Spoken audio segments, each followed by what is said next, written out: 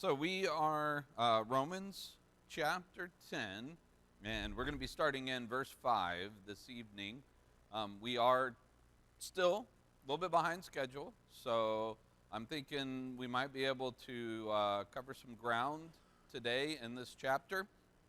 To do so, we're not going to be able to talk about every one of Paul's quotations, which are pretty interesting, the things that he brings out. Some of them he brings out because the wording matches really well. Some of them, actually, the context matches really well also. And we are going to talk about one of those that is kind of the basis for part of his argumentation here in just a minute.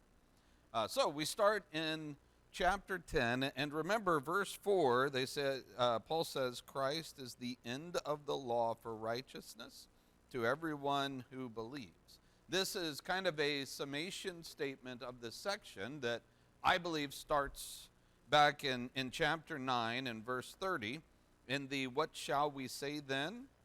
That the Gentiles who did not pursue righteousness have attained it. That is, they've obtained a righteousness by faith. But Israel tried to find a righteousness by law. And did they succeed in finding righteousness by law? No. Because all that the law could do as far as righteousness is concerned is do what? That is, righteousness between man and God. All it could do was what? Okay, it pointed out sin, but we're kind of dipping into Galatians here a little bit. What's that? Well, but there's no rolling forward. I mean, that's a concept that's actually not a New Testament concept of rolling sins forward. So what does it do? Say that again, Cliff. Okay, leads to righteousness, yes, but it leads to Christ. Christ is the ending point of what the law is accomplishing as far as righteousness is concerned. And Paul talks about that. Remember in Galatians 3, he calls it that child trainer, tutor, all the words, guardian. We talked about that in Galatians in that class. All it could do is say, here's the path to righteousness, and it can bring you to righteousness. And the law and the prophets, they lead to Christ, but that is all that the law is able to accomplish as far as righteousness is concerned. It brings you to where you can find righteousness, and that is Christ, which means that righteousness must not, or it cannot be based on what? The law. The law, the works of the law, performing the works of the law, the rituals of the law, none of that can bring about righteousness. Christ is the the final point of the law for righteousness to everyone who believes. So we get into verse 5, for Moses writes about righteousness based on the law. Remember that those people who tried to seek righteousness by law, that the person who does the commandments shall live by them. And so, if you're trying to seek it strictly according to the law, will you ever actually find righteousness? No, all that you have is simply a system by which you're constantly just trying to live by this law, but a law that's not going to bring any help to you. This is, and remember, he's not just making that statement about the law, he's making that statement in comparison to something else. A righteousness based on faith says what?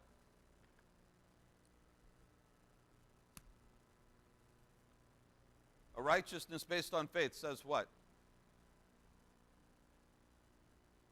It's right there in the text. I think I almost just said it verbatim.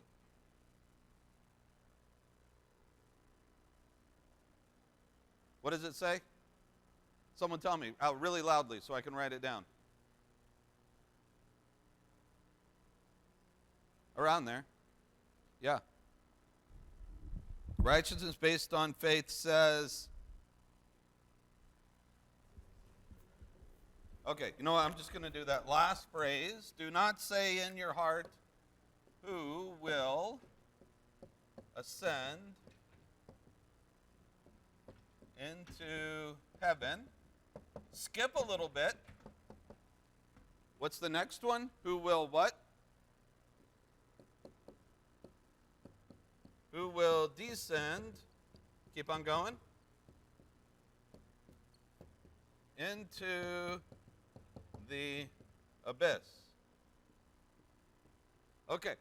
These are two really, oh man, the first one was great. It's got like a nice level line. And then this one, I don't know, I must have been getting shorter as I was writing that one. So you have these two phrases, right, that are right here in the text. Does anybody have these, I don't know, bolded, italicized, quotation marks? What's that? Yeah. Where do these come from? Deuteronomy, yes. Deuteronomy what? All right, Deuteronomy chapter 30. Now, we don't have the time to go and do a proper study of Deuteronomy chapter 30, so let me just kind of help us work through here. In Deuteronomy 30, this follows what section of Deuteronomy? It's one of the really important ones, matches a section in Leviticus as well that you find at the end. All right, this is the blessings and the curses. So Deuteronomy 30 follows the blessings and the curses in Deuteronomy and Leviticus kind of end with this idea: if you reject God, if you do not abide by all the statutes that have been laid out, what is God going to do?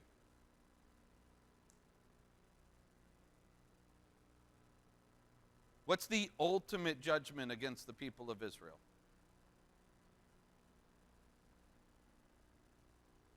Who said something over here? Maybe? Okay, I heard like 3 people mumble something, but I don't know what any of y'all said, so. Well, huh? Okay, yeah, he would reject them, but what does that look like? What does that mean? What's the ultimate punishment? Yeah, death is the ultimate punishment. Well, but not really. For the nation of Israel, yeah, separation from God, but what does that look like? Sue?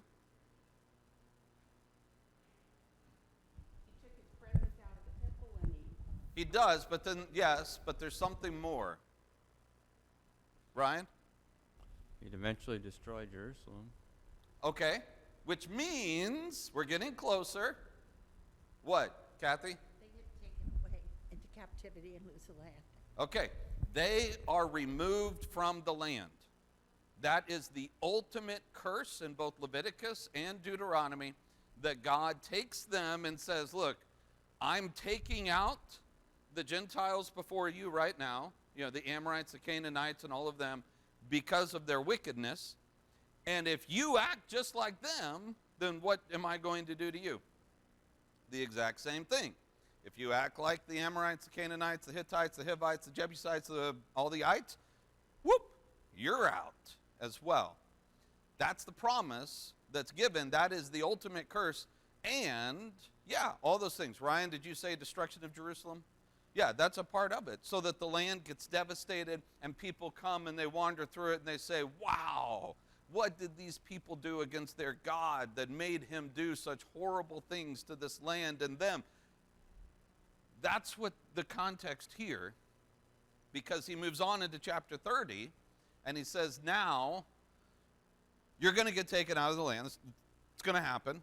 I mean, that's basically what, in Deuteronomy, that's going to happen. But when it's time to return, what hoops do you have to go through to return? That's the question that's under consideration, basically. He says, don't say in your heart, who will ascend into heaven, or who will descend into the abyss, but instead, what?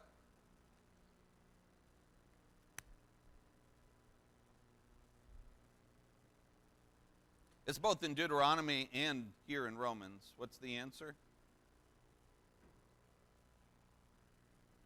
Okay, the word is near you. Where again, Josie? All right, in your mouth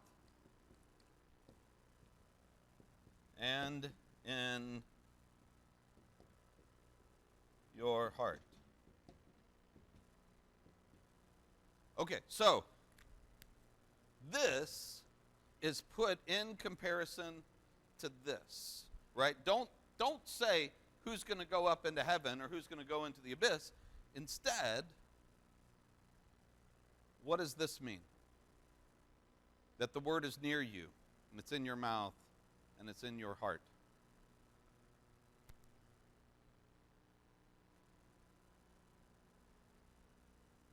Well, there's nothing about Jesus in Deuteronomy chapter 30, right?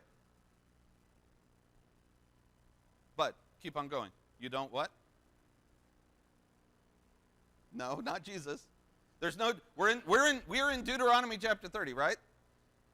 Moses and Joshua from the dead, so they can keep teaching you the words with you. Okay. You're definitely on the right track, but you can't get Romans out of your head, because this has nothing to do with going and getting somebody, does it? Right here? What is this saying? What's the point of this phrase? Yes, that God is with you. Compare these two. Josie was absolutely on the right track. And in just a second, her answer is going to be 100% accurate. We're just not to her answer just yet. But here's this, and here's this. What's the comparison between them, Cliff? What you need to do is you need to go back to the Word and you need to live it. You need to teach it and you need to live it in your life. Yeah. Go to what Cliff was saying. Are these monumental tasks, huge things that for someone to make a voyage into heaven, to be among the gods, or to go up to where God is? I guess this is written to Israelites, so, or, to descend down into the abyss, which it may be a reference to Sheol, right? To go down into death or something such as that. Although I guess usually the abyss refers to the ocean and, the unknown beyond the ocean, where, dangers lie and the animals, the crazy animals, ship killers, and all of that are, that's usually in ancient times the idea of the abyss. But yeah, Cliff's absolutely right. What do they have to do to return from captivity, to return back to their land again? Frankly, they don't have to do anything. They just have to get back to the Word of God, to the Word of the covenant, to the power of what God has given to them, and to get to where it is in their mouth and in their heart. Now, out of these, which is easier? Getting back to the Word, right? And that's what God tells them, and He makes it that simple. And He says, yeah, you'll return, but your return is not going to be based on actions that you are going to do. It's going to be based on you returning to what's important again. And that's the way they'll be when they come back. Now, Paul quotes this in Romans chapter 10. And he says that a righteousness that is based on the law is not going to find life, because you have to live by that law. And, it's just, there's no life in that law. But a righteousness based on faith says, do not say in your heart, who will ascend into heaven? That is, what, Josie? Okay, to bring Christ down, or who will ascend into the abyss? What? to bring Christ from the dead.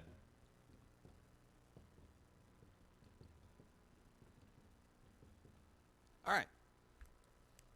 This is Paul's amendment of this in chapter 30. He's taken the words here in Deuteronomy chapter 30, and he's saying, let's not talk about the nation of Israel as a whole and how they can come to be back in the land and be back in God's good grace again.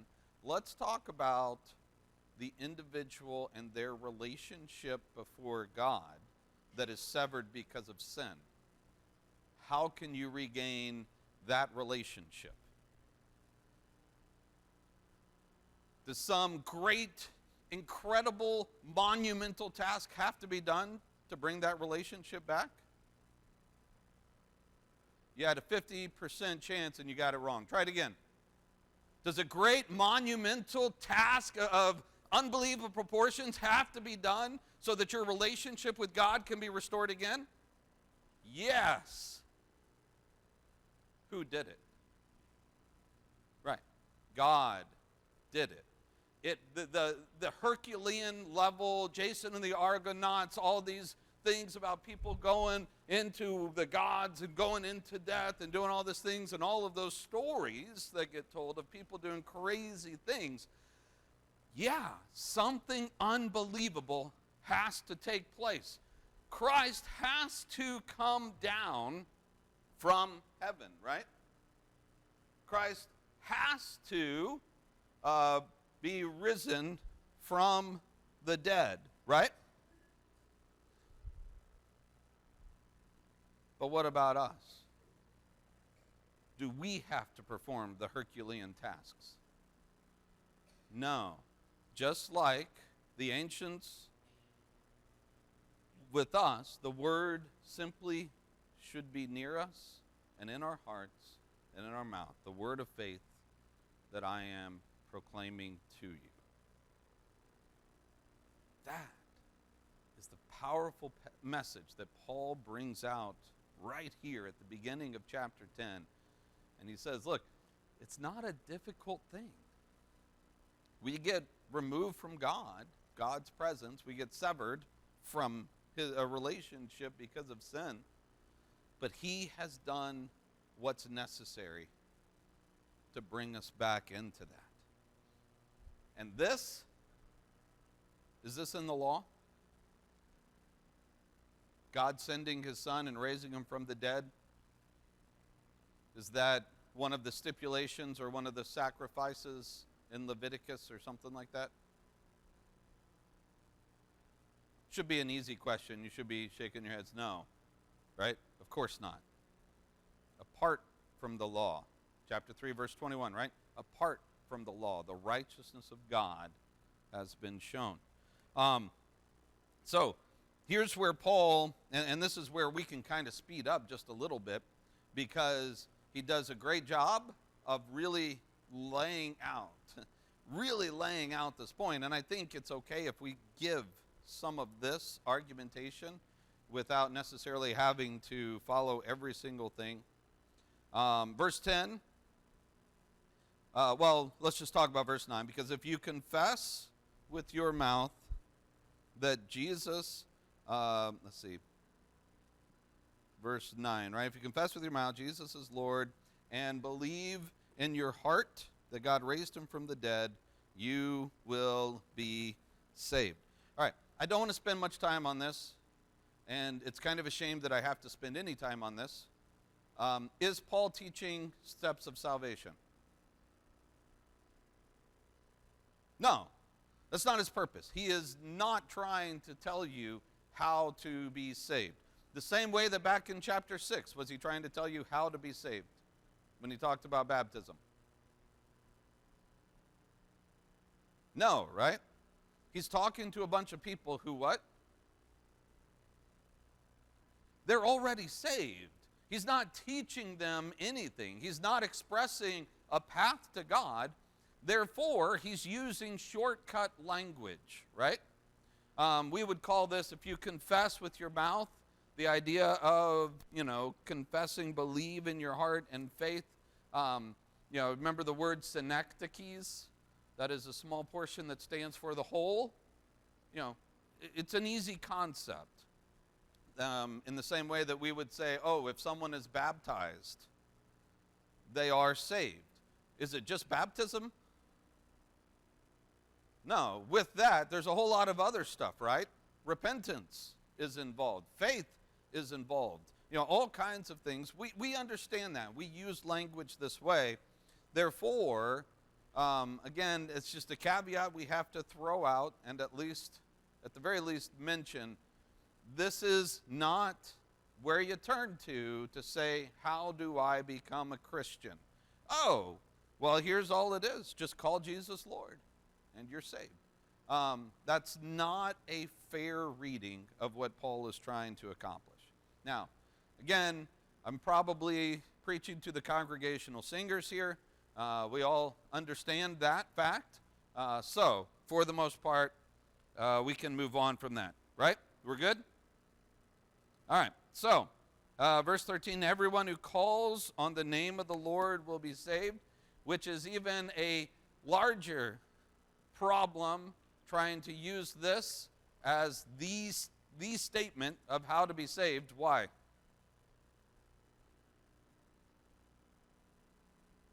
Does anybody have quotation marks, italicized, bold? Yeah, this is a quotation from an Old Testament passage. This isn't even Paul making this statement himself. When people say, everyone who calls on the name of the Lord will be saved, and say, well, that's how you become a Christian, because that's what Paul said. Well, what that means is everyone in Joel's day was calling on something to be saved, right? I mean, Paul, this is a quotation of a different time, different place, different setting, different all that. He's using the language. He's not talking about the point of salvation. Okay. Are we all good there? Caveat concluded, and we'll move on with what Paul's argument is. All right, so verse 10, with one heart, with the heart one believes and is justified, with the mouth one confesses and is saved. For the scripture says, everyone who believes in him will not be put to shame. And there's no distinction between Jew and Greeks. The same Lord is the Lord of all, bestowing his riches on all who call on him. For everyone who calls on the name of the Lord will be saved. All right, so the same salvation that's offered to Jews is also offered to whom? To Gentiles, right? And does it require the salvation to the Jews and the salvation to the Gentiles, does it require that the individual acts based on works of the law of Moses to accomplish that? No. It's based on the fact that who did the work? That God did the work, right? That God brought Christ down or sent Christ down, that God raised him from the dead. And our righteousness based on faith understands God did the work. This is our response. That from the heart and from the mouth, we proclaim Christ. That we proclaim the name of the Lord. So, verse 14, how shall they call on him in whom they haven't believed? And this is just a series of questions by which Paul is leading us down. How are they to believe in him of whom they have never heard? How are they to hear without someone preaching? And how are they to preach unless they are sent? As it is written, how beautiful are the feet of those who preach the good news. Or what's another word for good news? Gospel. Maybe some of y'all's translations have the word gospel there? Okay. Yeah. All right, so we're kind of getting into a they. Who's all the theys here?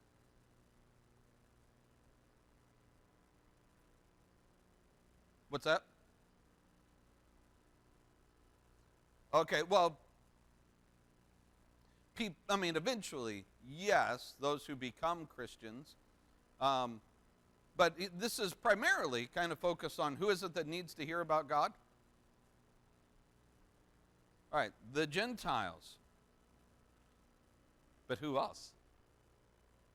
The Jews as well. Because it's the Jews who are hearing this message and doing what? Rejecting it. Yeah, that's exactly right, Cliff.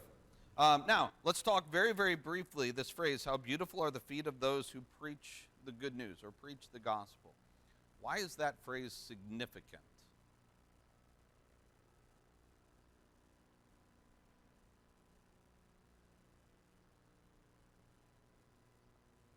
Yeah, Josie? Okay, because Jesus washed the feet of the disciples. That's a really interesting connection, and I like it a lot. So how beautiful are the feet, the washing of the feet as the symbolic gesture on how to lead. All right, very good. I don't think that may be what Paul has in mind, but on a larger, more meta concept of connections, I like that. Take Judaism. Right? This is, again, do you have quotations? Italicized, bold, whatever it is your translation does? Yeah. All right, there's a comment about someone spreading the good news. Where do you see spreading the good news in Judaism?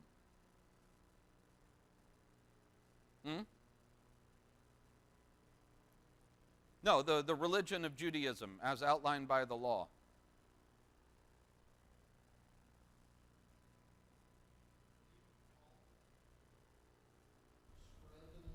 Nope. Yeah, they weren't called to spread the news, is what Kevin said. Jan says they just kept it to themselves, right? Was the law of Moses itself viewed by the law of Moses? Was it taught and put out as a message that was good news to be proclaimed to others and preached? It never was. See, the law of Moses was supposed to set up Zion at the place, at the temple where God chose for his name to dwell, and it would be a beacon of light that would shine, and the world they were supposed to be intrigued by the Jews who lived according to the law and say, I want some of what they've got, and they would be drawn to God by the way they were doing it. There was never the message of go into all the world and proclaim the good news of the law, right? And so Paul, by bringing this out, I think what he's saying is very inherently, everyone should know and should realize that the good news that these feet are spreading, that is not the good news of the law. It must be something else. Yeah, Ryan, over here, Kevin's got a hand up. Go ahead, Kevin.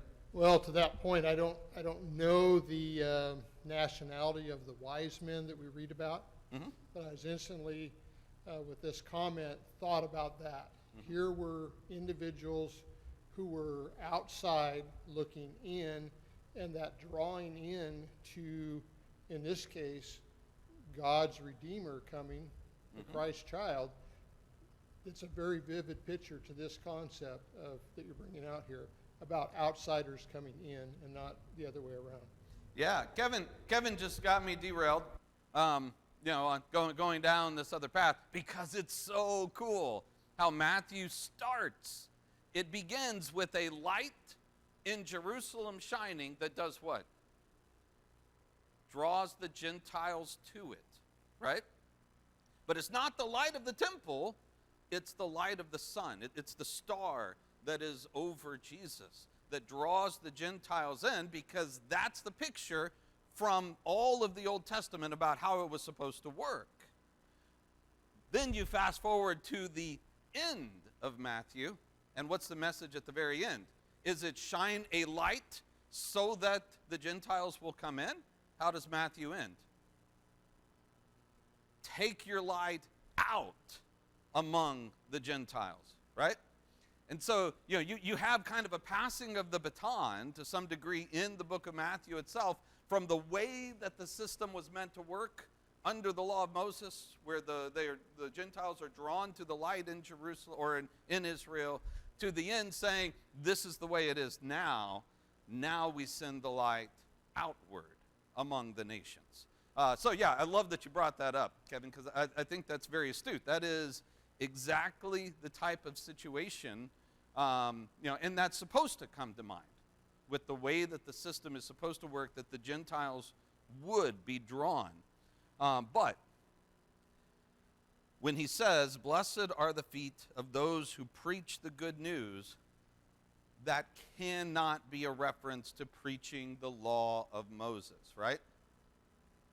It has to be a message of preaching something else, where they go and their feet share the gospel. And I'm just saying, I think this is what Paul is getting across, that this is the way that he's trying to flow his argument. And then he says, and that message is not going to be accepted by everyone, particularly rejected by whom? The Jews. In verse 16, what does he quote? All right, this one should just jump out at the page at you, right? You've heard this one read enough times around the table and such. Lord, who has believed our report? And you're like, oh, okay. We're in Isaiah 53. Yep, that's exactly right. So faith comes from hearing. Hearing comes through the word of Christ. What is the good news? The good news is about Christ. So he says, verse 18. This is really interesting, though. Who's asking questions now? Paul. It's not whom? What's that? Yeah, but who's been asking the questions throughout? That imaginary objector, right? Now Paul is switching over and saying, well, I'm going to be the one to ask the questions here. Mr. Imaginary Objector, why don't you have a seat? Let me ask this. Have they not heard? Yes. Because the voice has gone out over all the earth, their words to the ends of the world. But I ask, did Israel not understand? First, Moses says, I will make you jealous of those who are not a nation, and with the foolish nation I will make you angry. And Isaiah is so bold as to say, I have been found by those who did not seek me. I've shown myself to those who did not ask for me. But of Israel? All right, so he has these positive things to say, right? The nation that wasn't a nation is now a nation. Those who did not seek have found. And he showed himself to those who did not ask, right? What about Israel? What does God have to say about Israel in verse 21? Yeah, all day long I have held out my hands, like supplication, like, please, get over yourself and come to me, right?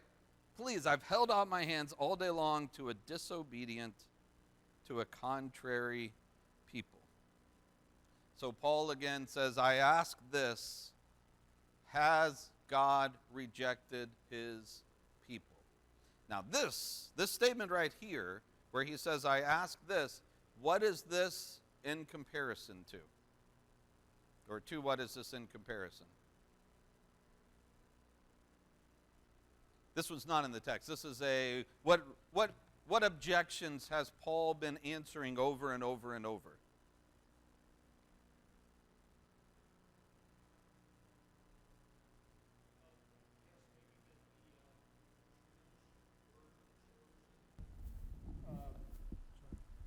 That the Jews were the chosen people. Mm-hmm. They had a standing before God that was superior to everyone else.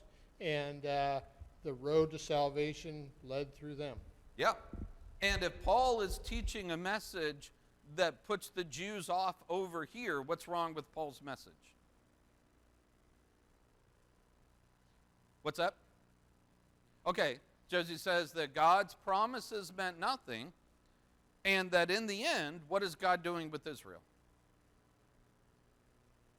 The problem with Paul's message is it sounds like in the end, what's God doing with Israel? Rejecting them.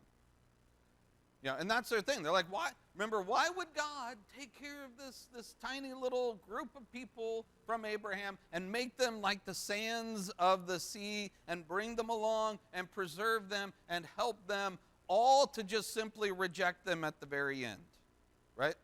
That's kind of the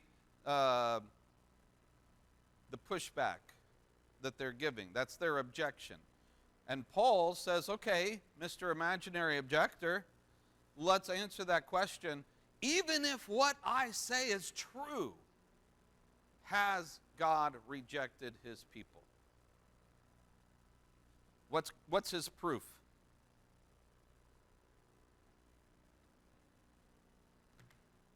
He's like, I'm an Israelite. Has God rejected me? Right? You know, and Paul, you could almost hear him say, I know a whole bunch of other Israelites. Let's, I don't know, maybe name the apostles. Has God rejected them? There's a whole bunch. There were about 3,000 on that first day, right? Did God reject them? So the question then becomes, has God rejected his people? And he goes, of course not. Even if what I'm saying is true, God still has not rejected Israel. He says, I'm a descendant of Abraham. I'm from the tribe of Benjamin. God did not reject his people that he foreknew. But does that mean that everybody who has the blood of Israel running through them is part of the promise? No, he started with that back in chapter 9, didn't he? All of this began by saying not everyone who's descended from Israel is of Israel, or is of Abraham, really. And he says, just go and look at the days of Elijah. What was going on in the days of Elijah? What did Elijah say to God? I'm the only one left. You know, and remember, he said that after he'd what? Yeah, the whole Mount Carmel thing. He was there at Carmel, and you know, and they were victorious, and everybody's chanting and shouting, "The Lord, He is God! The Lord, He is God!" The king is even there. I believe he's also. Ahab has been won over. Everything is great. He's won, right? Yahweh is now the God. Everything is great. Everything is wonderful. We've won the day. Roll the credits. Except what? Except Jezebel is like, no, Yahweh is not God. No, it's Baal and Ashtoreth. And I tell you what, this little Elijah punk, go find him and kill him. And the king turns back, and the people turn back, and Elijah's on the run. And you can almost hear him saying, if that doesn't do it, can anything? If that doesn't turn the entire nation back to God, you know, he's like, I have no more cards up my sleeves here. I've used every trick that I've got. There's nothing left, and it's over. It's done. I'm the only one. And what did God tell him?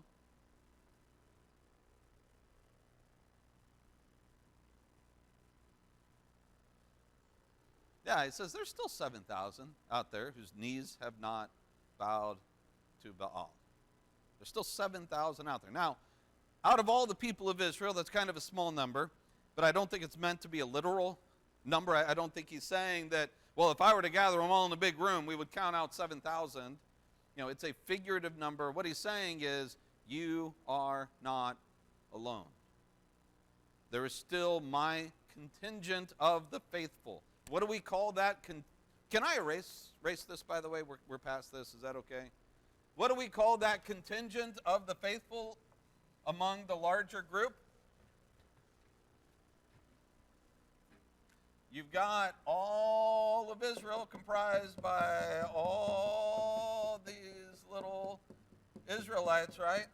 And then there's just this small group right here. This is the remnant. Elijah is in here. Those 7,000 are in there. Even when all the rest have actually rejected God and are not faithful to the covenant. Kevin's had his hand up there. Yeah, Kevin?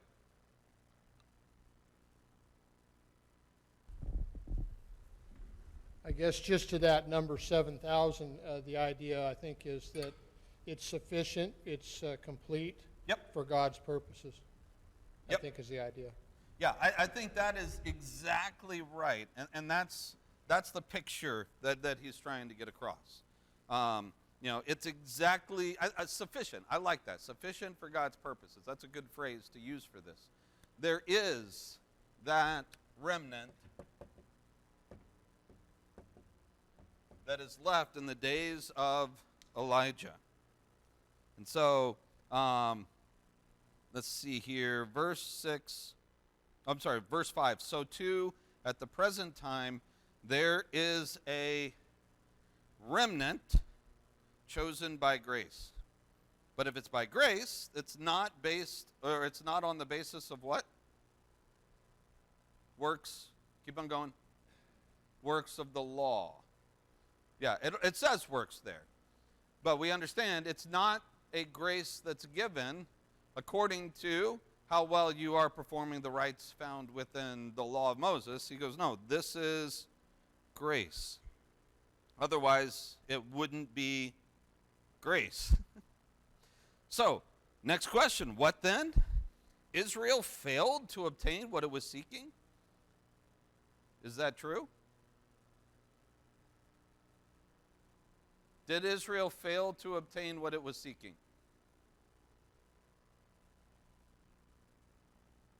Someone give me an answer.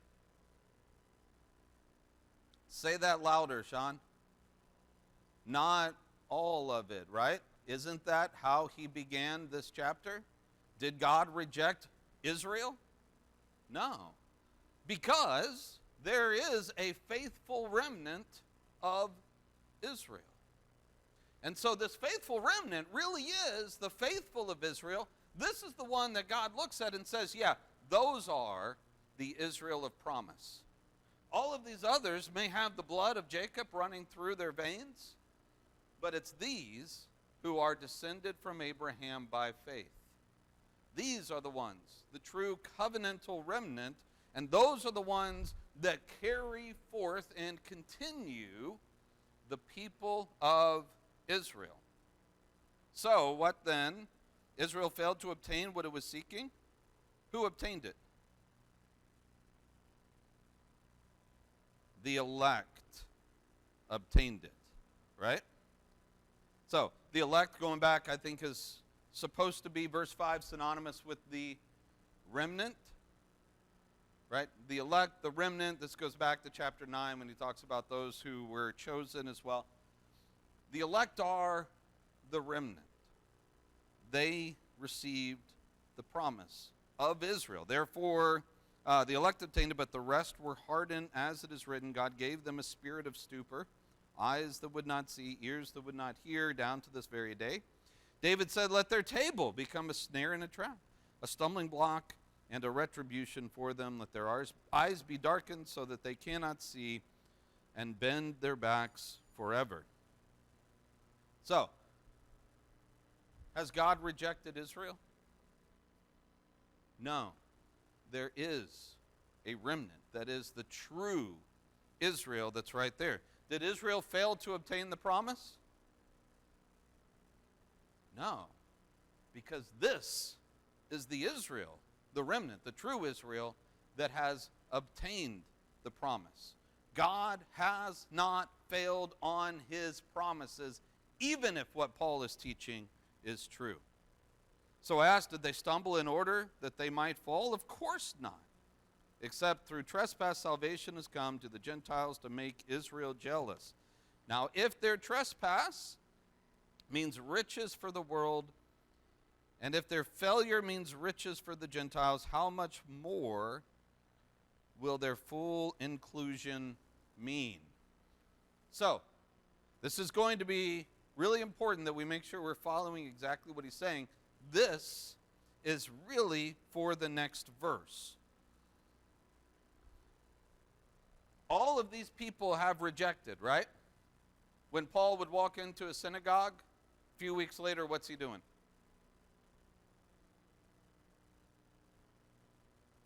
What's that? Oh, sometimes. Lord over a wall. But generally speaking, he would go to the synagogue, and then by and large, they'd be interested, they'd get jealous, they'd reject him, and he says, that's fine, I'm going to take my ball and go over here, and let's play ball with the Gentiles, right? I mean, that's what happened over and over again. He went to the Jew first, but also to the Greek, and the failure, the rejection of the Jews is what almost always opens the doorway for the Gentiles to be added in. Just imagine, though, how cool it would be if he was accepted by both and you had full acceptance of the Jews. Now, who needs to hear that message? No. Nice try. You got another. It was a 50-50 shot. Who's the other one? The Gentiles. Why are the Gentiles the ones that need to hear this message?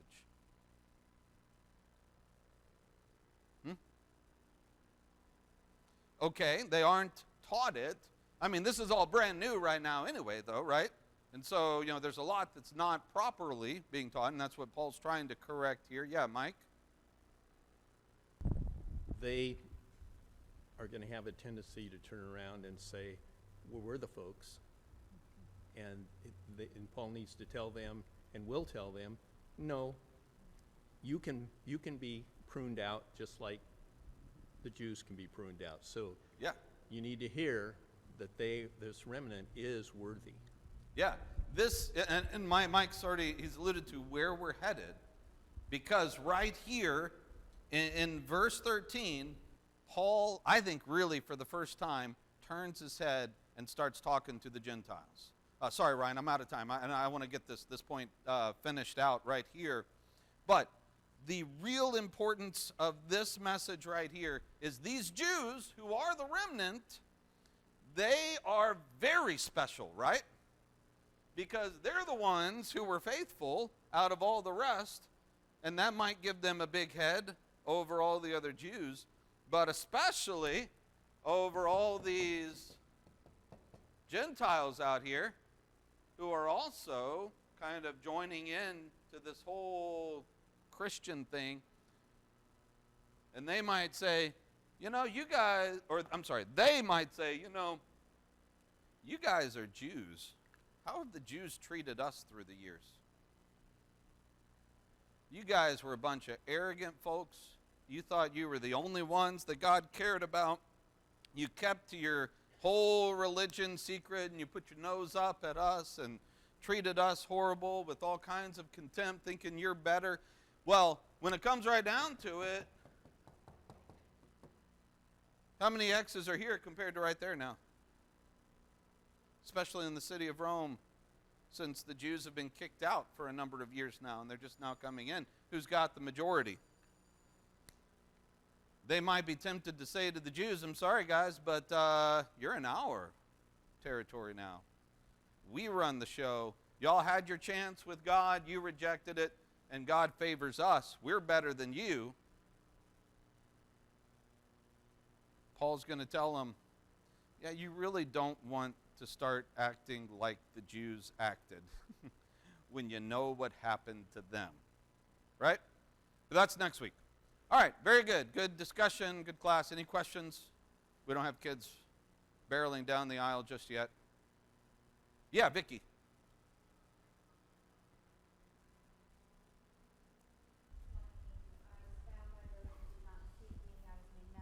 To those who do not ask. If the encounter with the woman at the well, I know it falls into that, but I've always wondered, did he do that like with this in mind, with this Yeah. prophecy and then Paul talking about it later. It's clearly an example of this type of thing, but I would be very, very hesitant to take something from the, that you find in the Old Testament and tie it to a very specific event, unless the gospel writers very specifically bring that passage up. So I would say you're definitely on the right track, that this is a very clear example of Jesus seeking someone out that did not seek him and changing all kinds of lives from it. But I couldn't go so far as to say Jesus had that particular passage in mind. So, but I may be wrong too. So that's a very, very good observation. I really like that connection. It's a very good connection to me. All right, very good. Thanks a lot, guys. Good class. And we will pick up with whatever verse that was, 15 or something like that, next week. Thanks a lot.